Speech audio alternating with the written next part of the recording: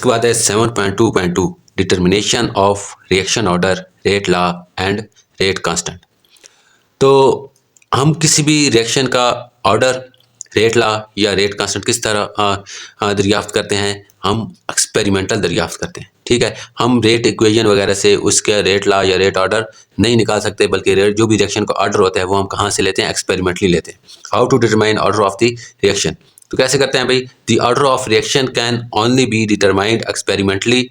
ठीक है, किसी भी रिएक्शन का ऑर्डर किस तरह हम दरियाफ्त कर सकते हैं, किस तरह डिटरमाइन कर सकते हैं? एक्सपेरिमेंटली डिटरमाइन कर सकते हैं। In which an experiment is designed in which the concentration of one reactant is changed systematically while the everything else is kept constant। ठीक है, इसमें हम एक ऐसा एक्सपेरिमेंट डिज़ाइन कर रहे होते हैं जिसमें हम अगर रिएक्टेंट हैं तो एक चीज़ जो है, एक रिएक्टेंट, बहुत सारे रिएक्टेंट हो, एक उसमें से उसको चेंज करेंगे, बाकी जो हर चीज़ है उसके अंदर टेम्परेचर वगैरह, दूसरा रिएक्टेंट वगैरह, हर चीज़ क्या रखेंगे? कांस्टेंट रखेंगे। तो इस तरह जो इनिशियल रेट जो है reaction is everything is determined, initial rate of reaction can on every change is determined. तो हर जो चेंज होती है उसको हम क्या कर रहे होते हैं? डिटरमाइन कर रहे होते हैं। कैसे भाई? हम एक रिएक्शन के जो कंसंट्रेशन में चेंजिंग करेंगे, फिर हर चीज़, इसके अलावा बाकी हर चीज़ क्या करेंगे? कांस्टेंट रखेंगे, तो फिर हम क्या देखेंगे? उसके अंदर रेट ऑफ रिएक्शन पे क्या फ़र्क पड़ा है। इसके बाद उसको कांस्टेंट रखेंगे और दूसरा रिएक्टेंट जो है उसको चेंज करेंगे, फिर हम देखेंगे कि उसके रेट ऑफ रिएक्शन पे क्या असर पड़ा है। तो इस तरह हम किसी भी रिएक्शन का रेट लॉ डिटरमाइन कर सकते हैं। इसके बाद है example 7.2 jet engines release nitrogen 2 oxide. अब ये नाइट्रोजन डाइऑक्साइड नहीं है, बल्कि क्या है? Nitrogen 2 oxide. ये 2 किस चीज़ को शो करा है? ऑक्सीडेशन नंबर ऑफ नाइट्रोजन, कि इसमें ऑक्सीडेशन नंबर नाइट्रोजन का क्या होगा? -2 होगा। ठीक है, +2 होगा बल्कि, और ऑक्सीजन का क्या होगा? -2, तो हमेशा ही होता है। तो इस तरह हमारे पास क्या आएगा? NO, यानी कि नाइट्रोजन मोनोऑक्साइड। ठीक है, तो jet engines release nitrogen monoxide in the upper atmosphere. Upper atmosphere में नाइट्रोजन मोनोऑक्साइड रिलीज कर रहे होते हैं। तो वो क्या करेंगे? In the ozone layer of upper atmosphere, जो ओजोन लेयर होगी अपर एटमॉस्फेयर में, उस पर नाइट्रोजन 2 ऑक्साइड जो है या nitrogen monoxide reacts with ozone. इसमें ओजोन के साथ रिएक्ट करेगी टू फॉर नाइट्रोजन 4 ऑक्साइड। इधर ऑक्सीडेशन नंबर कौन सा होगा? नाइट्रोजन का 4। तो किस तरह होगा? नाइट्रोजन +4 और ऑक्सीजन का -2 होता है जाता है। तो क्या आएगा? इसका आंसर आएगा 2 इधर आएगा, 4 इधर आएगा, तो क्या होगा? 2, यानी कि NO2 नाइट्रोजन डाइऑक्साइड बनेगा इसका। तो नाइट्रोजन डाइऑक्साइड बनाते हैं और इसके साथ क्या बनती है? ऑक्सीजन बनती है। इसकी इक्वेशन क्या है भाई? NO + O3 हासिल होता है NO2 + O2। तो इससे हम following data is obtained from this reaction. तो इस रिएक्शन से हमें फॉलोइंग डाटा मालूम होता है। तो ये हमें डाटा है कि 3 एक्सपेरिमेंट है, 1, 2 और 3। पहले एक्सपेरिमेंट में देखा है कि इनिशियल कंसंट्रेशन नाइट्रोजन मोनोऑक्साइड की और इनिशियल कंसंट्रेशन ओजोन की, तो इसके बाद रेट ऑफ रिएक्शन। जब हमने रखी पहले एक्सपेरिमेंट में ओजोन की, नाइट्रोजन मोनोऑक्साइड की कंसंट्रेशन रखी 1 × 10⁻⁶, ठीक है, और इनिशियल कंसंट्रेशन ओजोन की रखी 9 × 10⁻⁶, तो रेट ऑफ रिएक्शन क्या था? 1.98 × 10⁻⁴। फिर हमने दूसरा एक्सपेरिमेंट किया कि उसके अंदर हमने जो इनिशियल कंसंट्रेशन है ओजोन की, उसके हमने नाइट्रोजन मोनोऑक्साइड की कंसंट्रेशन हमने चेंज की, उसको यानी कि डबल कर दिया 2 × 10⁻⁶। लेकिन जो ओजोन की कंसंट्रेशन थी उसको हमने कोई चेंज नहीं किया, वो सेम रखी। तो फिर जो रेट ऑफ रिएक्शन है वो भी क्या हो गया? डबल हो गया। ठीक है, 1.98 को डबल करें तो 3.96 बनता है। तो इसका रेट ऑफ रिएक्शन भी क्या हो गया? डबल हो गया। ये एक्सपेरिमेंटल हम कर रहे हैं सब कुछ। अब इसके बाद इनिशियल कंसंट्रेशन हमने वही पहले एक्सपेरिमेंट वाली रखी, यानी कि इसकी चेंज नहीं की, 1 × 10⁻⁶ नाइट्रोजन मोनोऑक्साइड की, और लेकिन ओजोन की जो कंसंट्रेशन है उसको हम क्या कर दिया? 3 गुना कम कर दिया। ठीक है, 3 × 10⁻⁶, 3 गुना कम किया, तो रिएक्शन जो है वो भी क्या हो गया? 3 गुना कम हो गया। ठीक है, 6 × 6 0 × 10⁻⁶-5, तो ये 3 गुना इसका बनता है, 3 गुना क्या हो गया? रेट ऑफ रिएक्शन भी कम हो गया। अब हमने क्या करना है कि इसका ऑर्डर ऑफ रिएक्शन निकालना है और ओजोन का ऑर्डर ऑफ रिएक्शन निकालना है और ओवरऑल ऑर्डर ऑफ रिएक्शन हमने निकालना है। तो पहला एक्सपेरिमेंट हमने क्या किया है? एक्सपेरिमेंट 1 हमें कह रहा है कि एक्सपेरिमेंट 1 और 2 में हम रेट ऑफ रिएक्शन देख रहे हैं कि उनमें क्या चेंजेस आती हैं। तो कंसंट्रेशन पहले हमने किया गया, पहले और दूसरे एक्सपेरिमेंट में हमने क्या किया? जब दूसरा एक्सपेरिमेंट किया तो कंसंट्रेशन ऑफ नाइट्रोजन मोनोऑक्साइड हमने क्या किया है? डबल किया है। ठीक है, बट कंसंट्रेशन हमने कौन सी किया है? ओजोन की इज केप्ट कांस्टेंट, उसमें कोई चेंजेस नहीं की। ठीक है, तो रेशो निकालते हैं दोनों के रेट, दोनों एक्सपेरिमेंट के रिएक्शंस की रेट ऑफ रिएक्शन की रेशो निकालते हैं हम 10⁻⁻⁴ रेशो 3 दूसरे एक्सपेरिमेंट में रेट ऑफ रिएक्शन क्या हो गया 3.96 इंटू 10⁻⁻⁴, यानी कि पहले का डबल था। अब हमने क्या करना है, दोनों साइडों पे हमने जो पहला एक्सपेरिमेंट है उसका रेट ऑफ रिएक्शन से डिवाइड करना है। 1.98 into 10⁻⁻⁴ divided by 1.98 into 10⁻⁻⁴ ratio 3.96 into 10⁻⁻⁴ over 1.98 into 10⁻⁻⁴। तो जब इसको सॉल्व करते हैं तो आंसर आता है, ये इसके साथ कैंसिल हो जाएगा तो क्या आएगा 1:2। ठीक है, जब उसकी इक्वेशन, जब उसकी रेशियो ये क्या शो कर रहा है कि when the concentration of NO is doubled then the rate of reaction is also doubled। ठीक है, जब हमने rate of reaction concentration NO की नाइट्रोजन मोनोऑक्साइड की डबल की तो रेट ऑफ रिएक्शन भी क्या हो गया, डबल हो गया। इसका मतलब है इधर रेट क्या हो गया, ऑर्डर इसका क्या होगा, rate is directly proportional to NO की फर्स्ट कंसंट्रेशन। ठीक है, तो फर्स्ट ऑर्डर ऑफ रिएक्शन है इसका। अब हमने क्या करना है, अब एक्सपेरिमेंट हमने करना है, एक्सपेरिमेंट 1 और 3, क्योंकि उनमें हमने 1 में कंसंट्रेशन कांस्टेंट रखी है तीसरे एक्सपेरिमेंट में, और कंसंट्रेशन किसकी चेंज की है हमने, उसकी ओजोन की। तो क्या हुआ है, हम क्या लिखेंगे, concentration of nitrogen monoxide is kept constant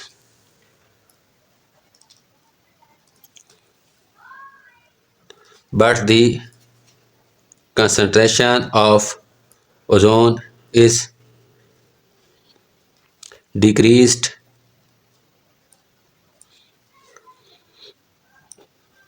1/3। 3 गुना हमने काम किया। ठीक है, तो किस तरह बनेगा, ये क्या होगा भाई, 1.98 इंटू 10⁻⁻⁴ रेशो 6.60 इंटू 10⁻⁻⁵। तो ये आई है। तो जो फर्स्ट रेट ऑफ रिएक्शन है इसको दोनों साइडों पे डिवाइड करेंगे, क्या आएगा 1.98 into 10⁻⁴ divided by 1.98 into 10⁻⁴ ratio 6.60 into 10⁻⁵ और 1.98 इंटू 10⁻⁴। ठीक है, तो इसका आंसर आता है 1:1/3। ठीक है, 1/3 क्या शो करिए कि अगर हम डिक्रीज करेंगे कंसंट्रेशन ऑफ NO3 की ओजोन की, तो रेट ऑफ रिएक्शन भी 1/3 क्या हो जाएगा, डिक्रीज हो जाएगा। इसका मतलब है ये भी क्या है, उसके फर्स्ट ऑर्डर ऑफ रिएक्शन को फॉलो कर रहा है। अब ओवरऑल रेट ऑफ रिएक्शन हम क्या निकालेंगे, ओवरऑल रेट ऑफ रिएक्शन क्या होगा भाई, या ROR रेट ऑफ रिएक्शन क्या होगा हमारे पास भाई, is directly proportional to NO और O3। ठीक है, अब क्या करें, ROR रेट ऑफ रिएक्शन क्या निकालेंगे भाई, कांस्टेंट आ जाएगा और NO और O3 दोनों को फर्स्ट ऑर्डर रिएक्शन होगा, तो ऑर्डर ऑफ रिएक्शन क्या होगा, OR ऑर्डर ऑफ रिएक्शन हमारे पास क्या होगा भाई, 1 + 1 = 2। तो ये कौन सा ऑर्डर ऑफ रिएक्शन है, सेकंड ऑर्डर ऑफ रिएक्शन। ये रिएक्शन जो है सेकंड ऑर्डर ऑफ रिएक्शन को फॉलो कर रहा है। अब रेट कांस्टेंट जो है हम चेक करते हैं हर रिएक्शन का अलग-अलग, जैसे for rate constant her reaction का अलग-अलग फॉलो करेंगे तो क्या होगा, एक्सपेरिमेंट 1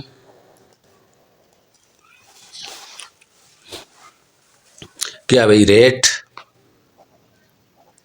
= K NO और O3। अब रेट पहले रिएक्शन एक्सपेरिमेंट में क्या है, 1.98 इंटू 10⁻⁴। ठीक है, = K और इसकी कंसंट्रेशन क्या है, NO की पहले एक्सपेरिमेंट में 1.1 इंटू 10⁻⁶ और ओजोन की पहले एक्सपेरिमेंट की कंसंट्रेशन क्या है 9 इंटू 10⁻⁴।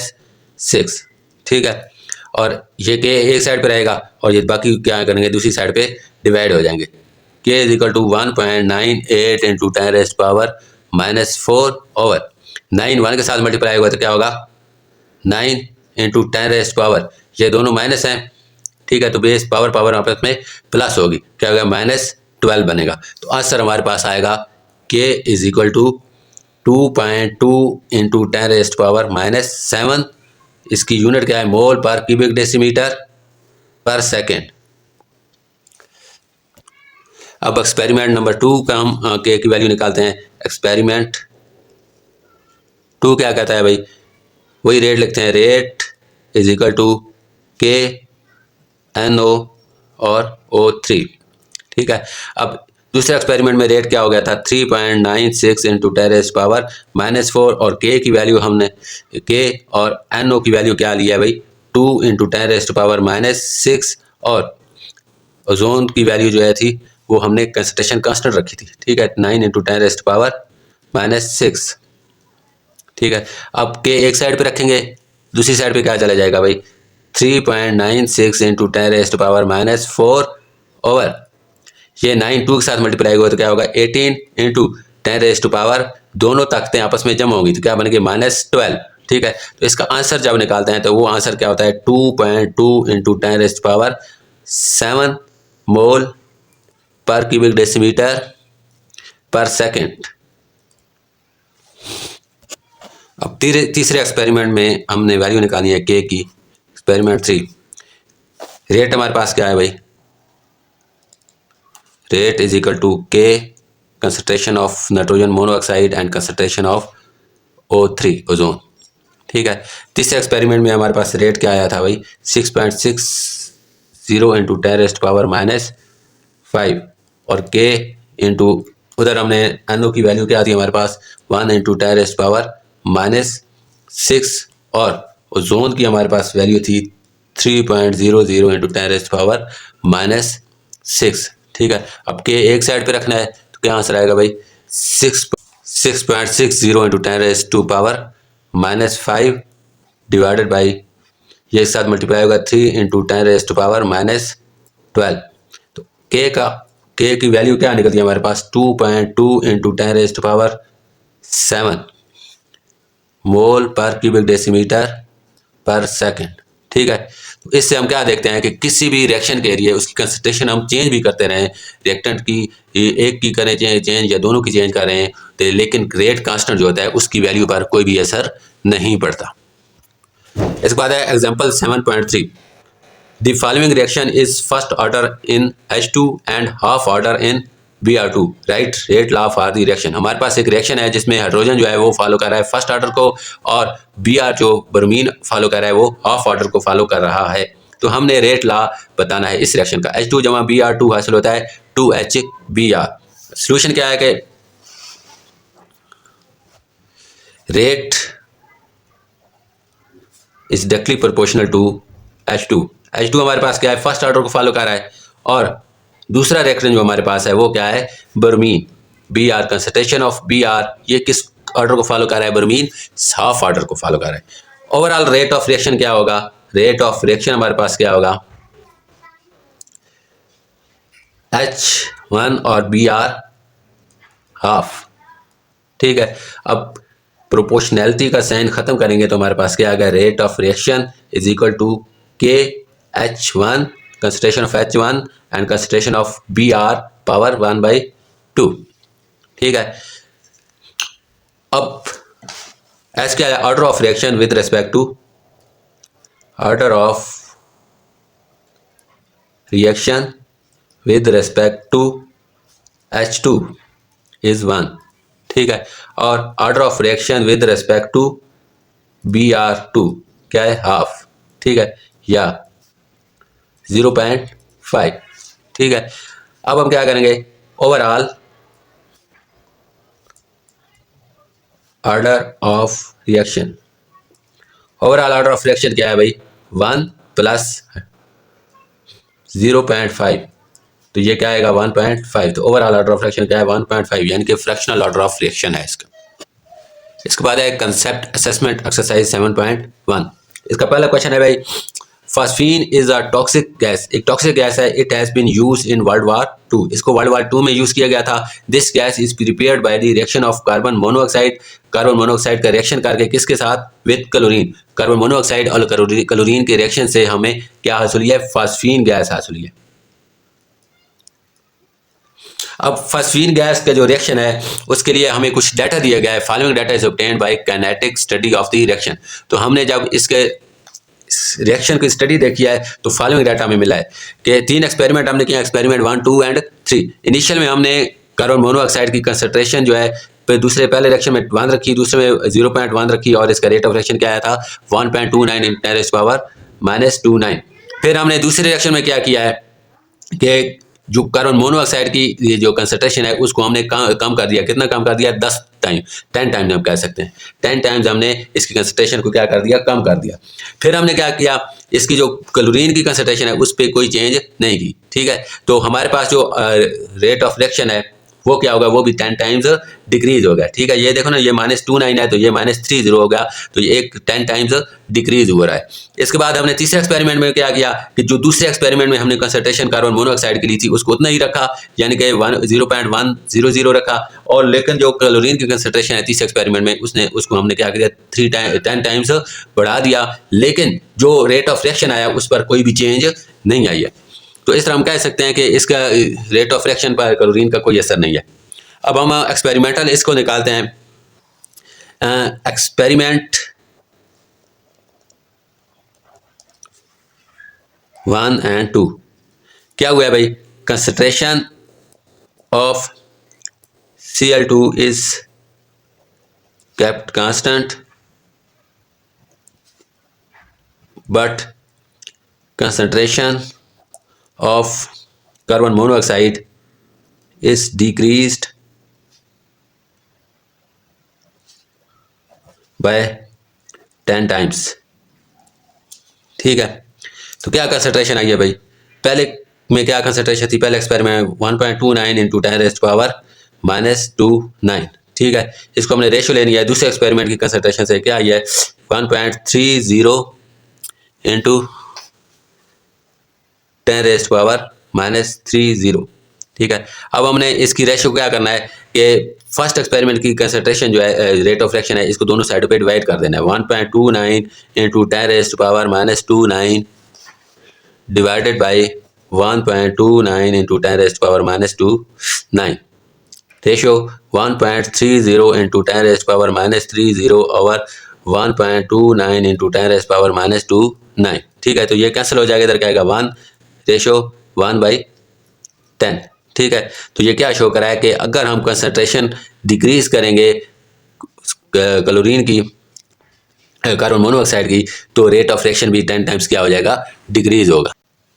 तो इसका मतलब है ये किस ऑर्डर ऑफ रिएक्शन को फॉलो कर रहा है, रेट जो है किसका, कार्बन मोनोऑक्साइड का जो रेट है वो किस ऑर्डर ऑफ रिएक्शन को फॉलो कर रहा है, फर्स्ट ऑर्डर ऑफ रिएक्शन को फॉलो कर रहा है, ठीक है। अब हमने एक्सपेरिमेंट 2 और 3 को देखना है कि इनिशियल कंसंट्रेशन हमने क्या किया है, CO इज केप्ट कांस्टेंट, जो दूसरे एक्सपेरिमेंट में थी कंसंट्रेशन वही हमने 30 में रखी, CO is kept constant but the concentration of chlorine is increased,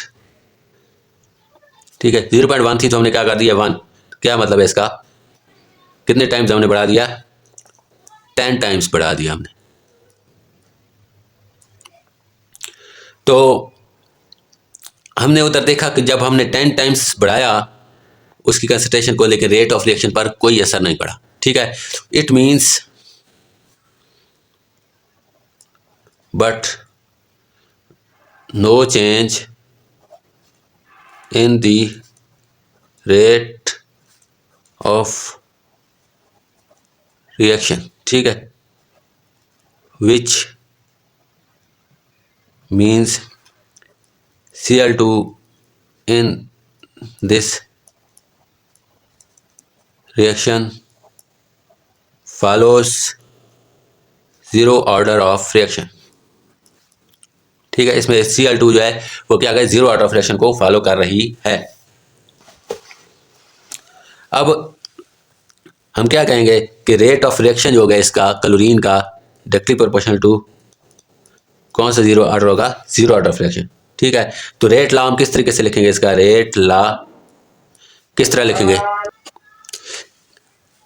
rate is directly proportional to carbon monoxide की कंसंट्रेशन, तो फर्स्ट ऑर्डर ऑफ रिएक्शन है, लेकिन क्लोरीन की कंसंट्रेशन जो है वो क्या है, जीरो ऑर्डर ऑफ रिएक्शन को फॉलो करेगी। तो हम क्या लिखेंगे, रेट इज इक्वल टू के कंसंट्रेशन ऑफ CO। ठीक है, क्लोरीन नहीं लिखेंगे क्योंकि क्लोरीन जो है रेट ऑफ रिएक्शन जो है इसके जीरो ऑर्डर ऑफ रिएक्शन को फॉलो करे, इसलिए ये किसका रेट ऑफ रिएक्शन क्या आएगा, रेट इज इक्वल टू के कंसंट्रेशन ऑफ CO। तो ओवरऑल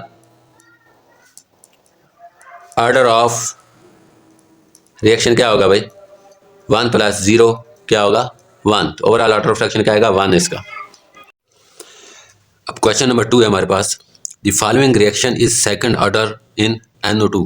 जो ये रिएक्शन जो नीचे दिया गया है इसमें NO2 का जो ऑर्डर ऑफ रिएक्शन है वो 2 है, लेकिन is independent of the concentration of CO। तो CO की कंसंट्रेशन पे ये डिपेंड नहीं कर रहा है, इसका मतलब है CO का जो ऑर्डर ऑफ रिएक्शन है वो क्या है, 0 है। Right rate law for the reaction, और रिएक्शन जो है इसके लिए हमने रेट लॉ लिखना है, what is the overall order of reaction, तो ओवरऑल ऑर्डर ऑफ रिएक्शन भी हमने इसका बताना है। तो रिएक्शन हमारे पास है NO2 + CO हासिल होता है NO और CO2। तो सॉल्यूशन इस तरह है कि rate of reaction with respect to CO, ठीक है, directly proportional to concentration of CO। तो CO के जिसने क्या बताया कि ये इंडिपेंडेंट है, इसलिए ये जीरो ऑर्डर ऑफ रिएक्शन को फॉलो कर रहा है। अब रेट ऑफ रिएक्शन जो है विद रिस्पेक्ट टू NO2, तो ये क्या है भाई, कंसंट्रेशन ऑफ NO2, तो किसने कहा है कि ये सेकंड ऑर्डर ऑफ रिएक्शन को फॉलो कर रहा है। ऑफ ओवरऑल, तो रेट लॉ हम इसका क्या लिखेंगे, रेट लॉ या ओवरऑल रेट ऑफ रिएक्शन क्या है, rate is directly proportional to molar concentration of NO2 and concentration of CO। अब NO2 जो है इस सेकंड ऑर्डर ऑफ रिएक्शन है और CO क्या है, जीरो ऑर्डर ऑफ रिएक्शन है। तो हम रेट ओवरऑल रेट इसका क्या निकलेगा, रेट इज इक्वल टू के NO2 की पावर 2, और CO की वैल्यू यहाँ पे हम नहीं लिखेंगे क्योंकि CO जो है रेट जो है इस पे डिपेंड नहीं कर रहा। ठीक है, अब ऑर्डर ऑफ रिएक्शन हम किस तरह लिखेंगे, इसका ओवरऑल लिखना है, ओवरऑल ऑर्डर ऑफ रिएक्शन क्या है भाई, NO2 का 2 है और CO का क्या है 0, तो ओवरऑल ऑर्डर ऑफ रिएक्शन इसका क्या है भाई 2 है। अब हमारे पास है भाई half life method for determining the rate constant, के हाफ लाइफ मेथड की मदद से हम रेट कांस्टेंट किस तरह डिटरमाइन कर सकते हैं।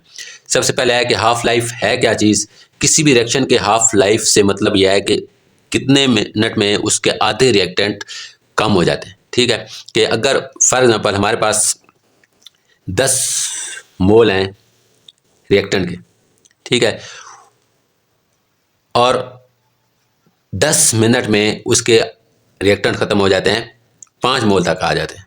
ठीक है, 10 मिनट में उसके, तो उसकी हाफ लाइफ कितनी है भाई 10 मिनट। ठीक है, तो ये इसकी हाफ लाइफ है। अब इसकी डेफिनेशन देख लेते हैं, the half life of a reaction is the time it takes for the concentration of reactants is reduce to half, कि कितने वक्त में किस रिएक्टेंट जो है वो आधे हो जाते हैं। ठीक है, फॉर एग्जांपल जो मैंने यही बताया हुआ है कि 10 मोल अगर किसी रिएक्टेंट के हैं तो 5-10 मिनट में उसकी रिएक्टेंट जब हो जाएंगे 5 मोल, तो इसका मतलब है उसकी हाफ लाइफ क्या है 10 मिनट्स। ठीक है, अब इससे ये भी अंदाज़ा लगाएं कि अगर 20 मिनट हो जाएंगे तो ओवरऑल रिएक्शन ख़त्म नहीं होगा। ठीक है, जरा इस तरह देखें कि अगर एक रिएक्शन है, दोबारा इसको देखते हैं कि 10 मोल एक रिएक्टेंट के हैं और 10 मिनट के बाद, ठीक है, उसके रिएक्टेंट हो जाते हैं 5 मोल। ठीक है, तो अगले 10 मिनट में क्या उसके ओवरऑल रिएक्शन मुकम्मल हो जाएगा, नहीं। अब जो अगला हाफ लाइफ है वो कहाँ से शुरू होगा, 5 मोल से शुरू होगा। ठीक है, तो ये 10 मिनट में जो आएंगे अगले 10 मोल में कितने हो जाएंगे 2.5, ठीक है, मोल रह जाएंगे। इस अगले 10 मिनट जो आएंगे वो यहाँ से शुरू होगा 2.5 मोल से शुरू होगा।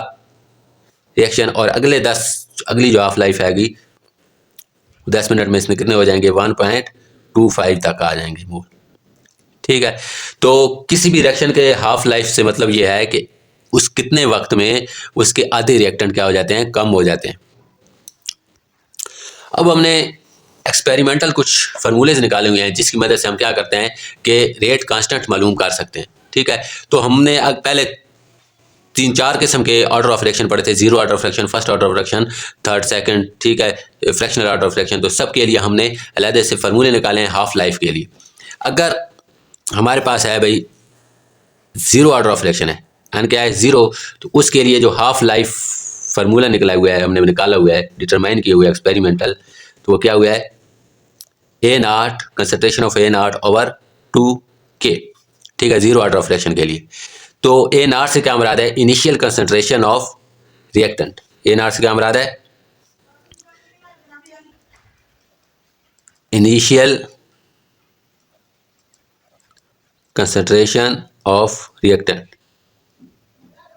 ठीक है, अब अगर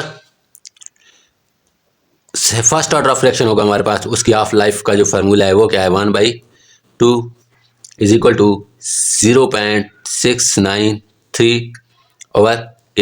ये फार्मूले जो डिटरमाइन किए गए हैं ये हमारे कोर्स में नहीं है, बस ये फार्मूले के नाम है, इनकी डिटर्मिनेशन वगैरह, ठीक है, किस तरीके से ये अखज़ किए गए हैं वो हमारे कोर्स में नहीं है। अब सेकंड ऑर्डर ऑफ रिएक्शन के लिए जो हाफ लाइफ फार्मूला है वो क्या है, 1/2 is equal to 1/K into A naught. ठीक है, अब हमारे पास एक रिएक्शन है, उसका हमने हाफ लाइफ बतानी है। एक रिएक्शन है, रिएक्शन जो फॉलो कर रहा है फर्स्ट ऑर्डर ऑफ रिएक्शन को। ठीक है, फर्स्ट ऑर्डर ऑफ रिएक्शन को ये फॉलो कर रहा है, तो रिएक्शन हमारे पास क्या है, A + 2B हासिल होता है C। ठीक है, तो फर्स्ट ऑर्डर ऑफ रिएक्शन के लिए हमने फार्मूला इधर देख निकाला हुआ है। क्या ऑर्डर फार्मूला है हमारे पास भाई, T/1/2 is equal to 0.693/K। तो ये हमारे पास फार्मूला है, ये हम फार्मूला लगाएंगे फर्स्ट ऑर्डर वाला, T1/2 is equal to 0.693/K। तो ये रिएक्शन वो बता रहा है कि फर्स्ट ऑर्डर को फॉलो कर रहा है और इसका हाफ लाइफ कितनी है भाई, 30 सेकंड है। 30 सेकंड में इसकी हाफ लाइफ हो जाती है। तो टाइम हमारे पास क्या है, 30 सेकंड और 0.693/K। अब K डिवाइड हो रहा है, दूसरी साइड पे मल्टीप्लाई हो जाएगा K, और 0.693/30 जो है इधर ऊपर आ रहा है नोमिनेटर में, यहाँ पे क्या बन जाएगा, डिनोमिनेटर में आ जाएगा। तो हमारे पास आंसर आता है भाई, K की वैल्यू हमारे पास क्या आती है, 0.0231/सेकंड। ठीक है, तो ये हमारे पास किसी भी रिएक्शन का जो है रेट कांस्टेंट हम हाफ लाइफ मेथड से डिटरमाइन कर सकते हैं, बशर्ते कि हमें हर ऑर्डर ऑफ रिएक्शन के फार्मूलाज मालूम हों। तो ये हमारा सेकंड टॉपिक था इस चैप्टर का। अब इंशाल्लाह 7.3 जो है नेक्स्ट हम शुरू करेंगे कल से।